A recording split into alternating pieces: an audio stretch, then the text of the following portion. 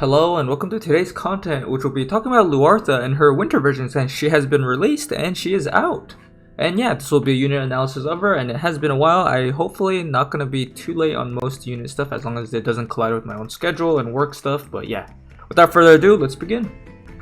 And here we are for the abilities of Luartha. She is going to have a new unique main job, which is going to be the Trick Lancer. So as a base unit, she's going to get Trick Thrust, All Out Assault, Masterful Melody, Binding Javelin, and then Binding Javelin when it's upgraded from her passive, Barrier Break Lance, and Explosive Express, which is her limit break specifically. I have two things to say here. First thing, Binding Javelin, when it's upgraded on her passive, the range turns into 6 instead of 5, as you can see from the tiles. 6 is a very good improvement, but just keep in mind, it's going to depend mostly on the map setup that you're going to be using her on.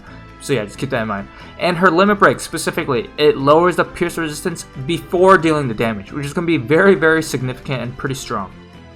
For EX upgrades, her ability Barrier Break Lance turns into Battering Lance, which outside of breaking the barrier, it's also going to reduce the counter chance by 100%, so it just reduces the counter chance, which is very nice into enemies that are kind of relying on like Reflex or Aeon Bond to kind of make your day worse. So that's pretty cool. For other EX upgrades, and specifically her EX ability she gains, is going to be Javelin Fall, which is going to decrease the defense by 30 for 3 turns for targets and deal like AoE damage. So this is very nice for her to have. For sub-job, she's going to get AP Break Lance on her Trick Lancer sub-job, as well as Cross Break. Specifically, as you can see here at the top right, since they are new abilities, I did post their tile or ranges. They are going to be short range, but it is going to kind of add on to her AoE and like just overall kit. I will say they're not going to be probably used as much. I mean, it's not bad, but I will say there is something more important. Two things more important. So let's move on to the soldier sub-job. I know a lot of people are going to be sad. They're like, oh, there's no Drain Force. That sucks. However, she has Hazard Spin and Hazard Break, which is insanely high damage modifiers, and I'll explain why this is going to be important later on, like in the next slide. But yeah, she does have those 2 giga big modifiers of 225% or 235%, which is going to be very important. And lastly, we do have the Dragoon sub-job. Most importantly, because her jump and horizontal jumps do have cast times, I will say more importantly, Dragon's standard is actually going to be kind of something to consider, because she is going to be a quote-unquote Lancer, not an actual Dragoon. This means that she has 3 move, 1 jump. So yeah, this is overall going to be her abilities. And here we are for resistances and passives. So the damage type specifically, her slash is going to be 5%, pierce 15%, strike 5%, missile 15%, and then magic negative 10%. I don't know why. I mean, there probably is a reason why, but almost all Lancer slash Dragoon users usually have a high missile resistance somewhere in there, like something related to it. And yeah, it kind of shows, since she is a quote-unquote Lance user, she does have a good amount of missile resistance here. From here, she has 0% AoE, 0% single target resistance, and level 120, Master Build included, she does have 0 defense and 0 spirit, which is a bit concerning. I just have to say that. For her resistances to statuses, 50% to Blind and Berserk, which are not bad, 10% to Paralyze. She doesn't have specifically disable resistance or stop resistance. However, because she is a wind elemental user, she can use the Tetra Esper if she wanted like a good amount of damage, as well as disable resistance. So that's why it's not going to be put on her negative on the next slide. But yeah, just something to consider. She does have access to that. For her master ability, she's going to have the usual mono element one. On top of that, she gets 15 defense penetration as well as 10 critical damage for herself. Two things to know here. She does, on her passives, which I will be talking about literally like a few seconds later, she does have another defense penetration passive, so she has very high defense penetration. Second thing, she has critical damage. That means she needs to be dealing crits to deal a little bit more damage compared to other like damage like modifiers. From here, she is a 3 move, 1 jump unit, 90 cost. The 1 jump I'm really sad about because her abilities really need good positioning. It's much harder to do it with only 3 move, 1 jump, specifically with her setup specifically. I know I'm saying specifically a lot, but it really is. As you saw on like the first slide we had, some of the abilities are literally a straight line, and you cannot traverse terrain well if it's not going to be helping you in that situation. For passives, what I highly recommend, and I would literally say kind of confidently, always use this passive, which is going to be Trick Lancer Lore, which after you get her EX upgrade, it's going to turn into Trick Lancer Mastery. Not only is it going to increase her critical rate, which is going to help her critical damage, she also gains additional critical damage, as well as getting 40 defense penetration for herself. If you use this passive, she has a base of 55% defense penetration, which means she does not have to care about anyone that's defense oriented. And on top of that, Javelin Fall is gonna lower defense more. She will literally delete units that do not have defense. That are relying on their defense to save them. From here, I would highly recommend either self-sacrifice for the huge attack percentage bonus for her, because she has one of the highest base attacks in the game, as well as Unwavering Javelineer, which, as I said, it's gonna upgrade Blinding Javelin to be 6 range instead of 5, as well as it adds her extra status resistances specifically to Confusion and Stun. Very nice. Niche and Flex is going to be jump +1 and HP as usual. However, I will say, specifically for this guild map, the Snowy Field one, I forgot the official name for it. If you did have jump +1, she can have, jump 2 and just go through the middle area more easily. But that is up to you. Remember, these are niche and flex passives that you would use in different circumstances. Outside of that, the other ones, you really can't go wrong with them in most situations compared to them. And lastly, we have the reaction abilities. She has Counter Trick, Counter Slash, and Dragon's Blade. I will say, because Counter Trick has a 3 range for pierce damage, as well as a 30% proc rate, this is very good for damage. However, if you want her to sustain a bit, and I would highly recommend Dragon's Blade just for that extra healing from the ability if it does hit. And here we are at Luartha's rating out of 5. Now, before people gonna be like, oh, why is she not rated higher? I put her as a 3.5, however, I do see possible potential, maybe, that I put her also at a 4. However, because her base value is going to be at 3.5 is what I deem it as, she does not have an example slide where she can be, I will be showing an example slide of her being used. And there's a few reasons why, but I'll talk about it later after the pros and cons, because, gotta get the information out first. So let's start with the pros first. Luartha is able to have one of the highest attack stats in the game, as well as one of the farthest ranges for a non-missile DPS. Her, Binding Javelin with her passive on is 6 range. On top of that, with 3 move, that is 9 range. One of the farthest range abilities in the game, even as far as some even farther than Gunners, unless they have a specifically, I would say Jaden, if they use the range passive, as well as using Magi Blast, it's going to be the same range. But yeah, you get the point. 9 range is very, very far. She has a high HP total, decent base. Ironically, she has a higher HP total than Aranea. However, her base amount is way worse than Aranea, so it's kind of weird. But yeah, she has a good total attack. It's not going to be a high attack. However, she has one of the highest attack bases in the game. So increasing her at all with percentages will give you very high returns on that. She also has very high agility and a good base agility. I believe it's 68 and her base is 57, which is much higher than a majority of units. And she has good dex and luck stats. Obviously, they put more stats into dex and luck because she wanted them to kind of have a little bit more crits, which is going to be mostly mainly to dex. On top of that, her passive as well as ability boards can give her more critical, because it'll help her critical hit a little bit more, if you know what I mean, because that's literally part of her kit. Now, as I said, Binding Javelin has the opportunity to reach 6 range if you're using the passive. This is insanely good for outranging units that don't have the same amount of range. And yeah, that is just pretty solid in that situation. She has access to both pierce and slash attacks. Ironically, her slash has stronger modifiers. As we saw, it has her spin and break, 225, 235. With her high amount of attack stat, I just have to say she'll hit very, very hard. Obviously, if they have a lot of slash resistance, she won't hit them as hard. However, if they do not have mitigation against that, and or they're not a tank unit, she will delete them in 1 hit probably, very high chance.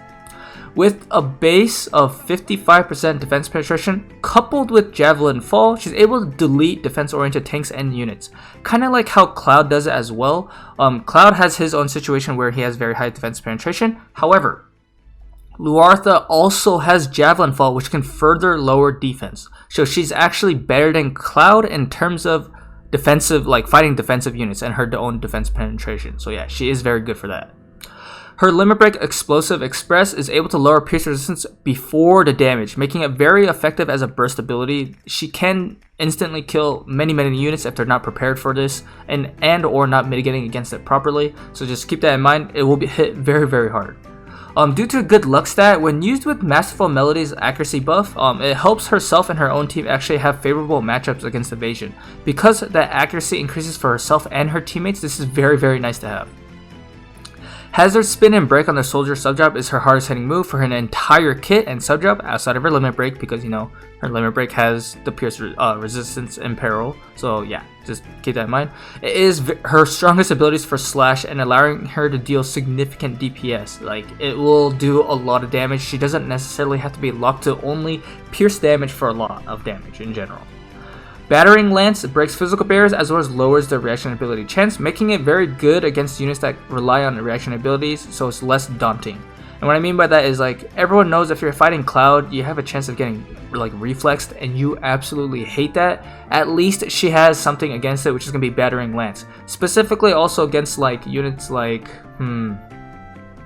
that have, like, I guess Oberon, who has like the purple Dragon Blade, which is gonna like heal him if he does activate it. If she does lower this, he will not be using that Dragon Blade for at least 3 turns during the duration of the debuff. So yeah, this is very nice to have.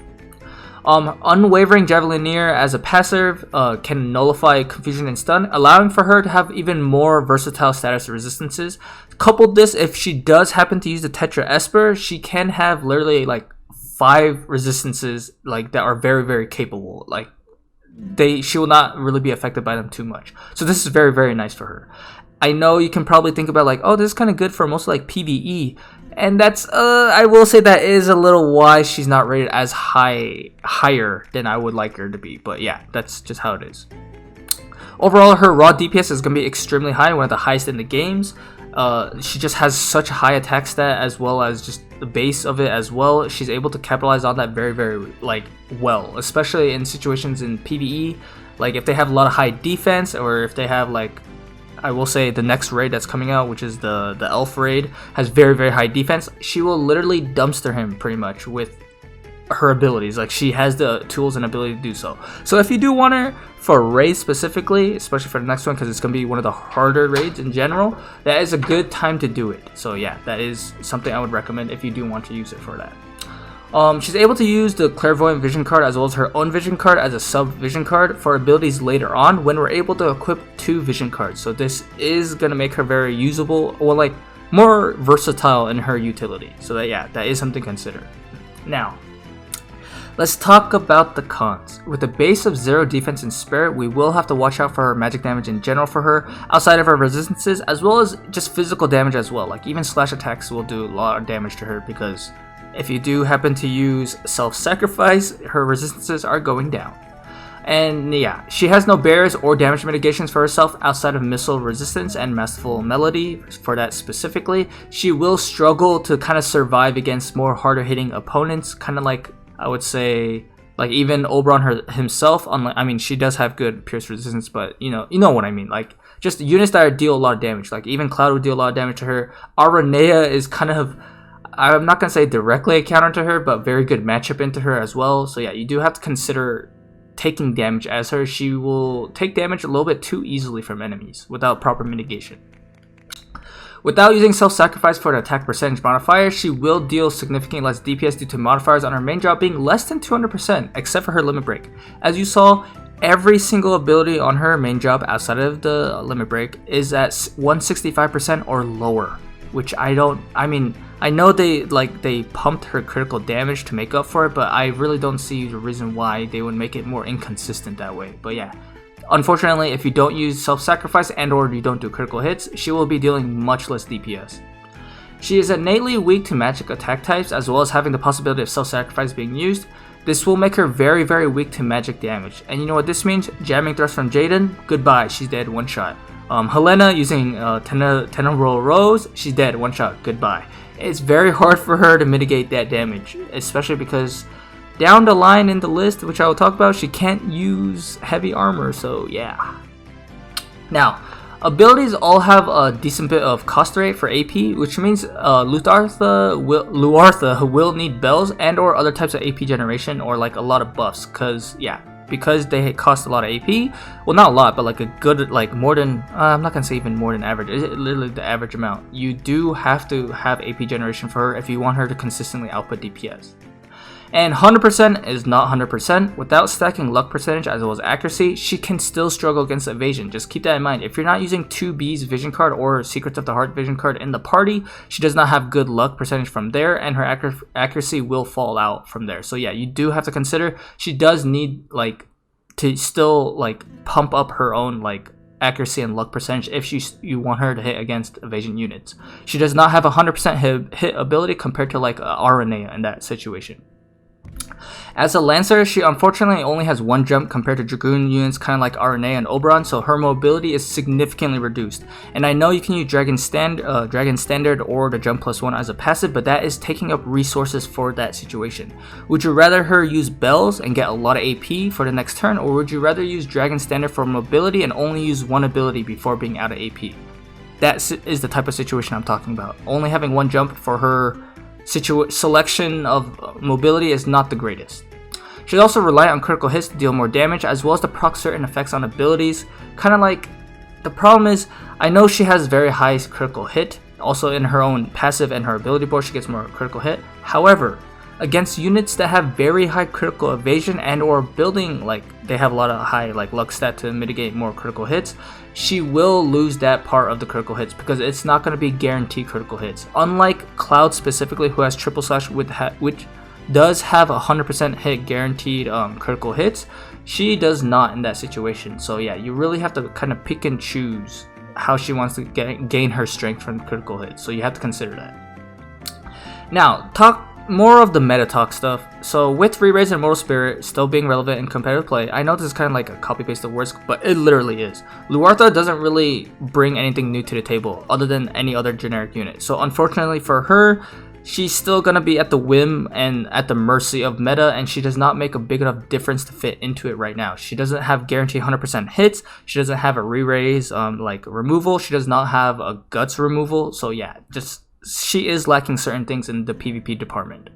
Luartha also has a very poor selection of survival and mitigation options, as I said before. It doesn't help that she cannot use heavy armor, but is also not anywhere near evady as her counterparts as Tifa and 2B. And what I mean by that is that if we had the Santa robes out, she can actually use it because she can use cloth armor. However, because her luck stat is not there, as well as no extra evasion, she is missing near literally almost like 30 to 40% of evasion compared to Tifa and 2B if they're at their like almost their peak. So as you can see already, she is reducing. I mean, she's not reducing. She has very bad evasion like option as well there too. Like, it's just unfortunate.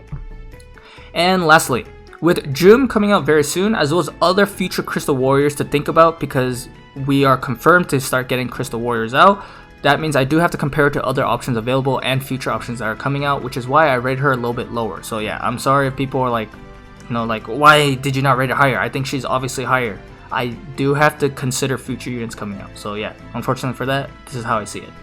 But yeah, also, because there's also units out already for the Wind mono teams, it starts demanding more units to bring more and more usefulness and utility to the table. Something Luartha can do. She does have like a good amount of utility. However, she doesn't bring anything unique enough to consider like bringing her over other Wind units. Like, would you rather bring her or a Halloween Leela who has a full rage, she has Protect, Shell, deals very high magic damage, and has very, very high accuracy with her own thing, and she has survivability with evasion? Or would you bring 2B over Luartha specifically, who has insanely high evasion for 2B, and she does like almost the same amount of DPS as well, because 2B not only has like just as high modifiers, she also has very high attack stat as well. So it's like stuff like that. You have to compare them to other units that are out already. In terms of PvE, or like player versus environment, Luartha does very, very good, but I'm mostly focusing on mostly the PvP aspect as well as a little bit of the PvE part. So yeah, overall, Luartha's rating, I do rate her as a 3.5 out of 5. Maybe 4 if we push her to her potentials with the sub jobs, and I mean not the sub jobs, but the sub vision cards that we'll get in the future. But yeah, for now, that's what I see her as currently.